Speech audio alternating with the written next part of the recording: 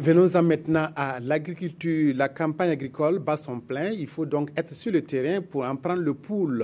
C'est ce que fait le ministre de l'Agriculture et des Aménagements hydrauliques qui a effectué vendredi dernier une sortie dans la région de l'Est.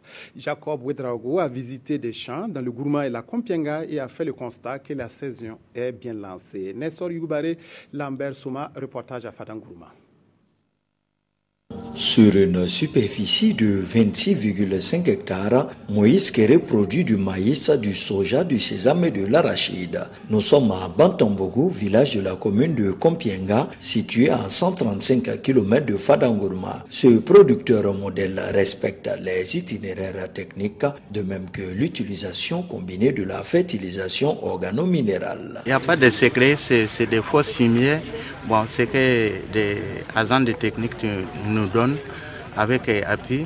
C'est pourquoi descendre là, c'est comme ça. Si Dieu, on a aidé, si la pluie là, c'est bien terminé. En tout cas, on sait, si nous enlève notre dépense, on attendait quand même. On peut gagner 4 millions et quelques.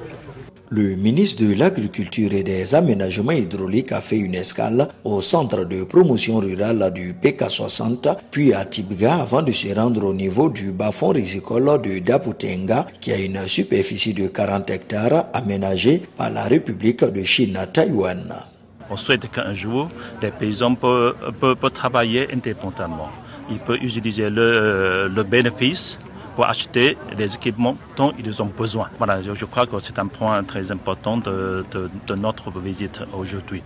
Producteur sémencier à Komadougou, village situé à 15 km de Fada, Bouampouni Bongo exploite 25 hectares de maïs, de sorgho et de mil. Il attend en fin de saison une marge brute de plus de 18 millions de nos francs. C'est là que Jacob Ouedraogo, ministre de l'Agriculture et des Aménagements hydrauliques, a fait le point de sa tournée de 48 heures à l'Est. Jusque-là, la saison est bonne, la pluviométrie est très bonne. Les producteurs ont suivi les paquets technologiques qui leur sont proposés par les services de l'agriculture.